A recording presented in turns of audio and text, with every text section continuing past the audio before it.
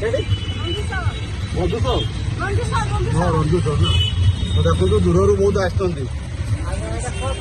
ଏଇଟା ଗୋଟେ ସେବା କାମ ଚାଲିଛି ଆମର ପ୍ରତ୍ୟେକ ଦିନ ହେଲା।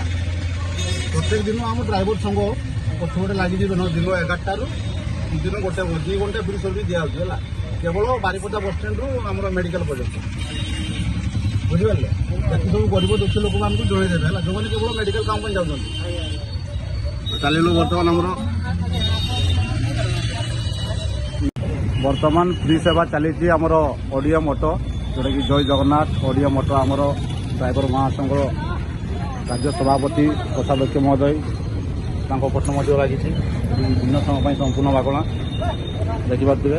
ନିଃଶୁଳ୍କ ସେବା ବାରିପଦା ବସଷ୍ଟାଣ୍ଡରୁ ବାରିପଦା ହସ୍ପିଟାଲ, ଓଡ଼ିଶା ଡ୍ରାଇଭର ମହାସଂଘ ବାରିପଦା ମେଡିକାଲ ହେଲ୍ପଲାଇନ୍ ଆମେ ଆପଣମାନଙ୍କ ସେବା ଲାଗି ଦିନ 11ଟାରୁ ଅପରାହ୍ନ 1। ଆଉ ଏପଟେ ଚାଲିଛି ବର୍ତ୍ତମାନ ଚାଲିଲି ଆଉ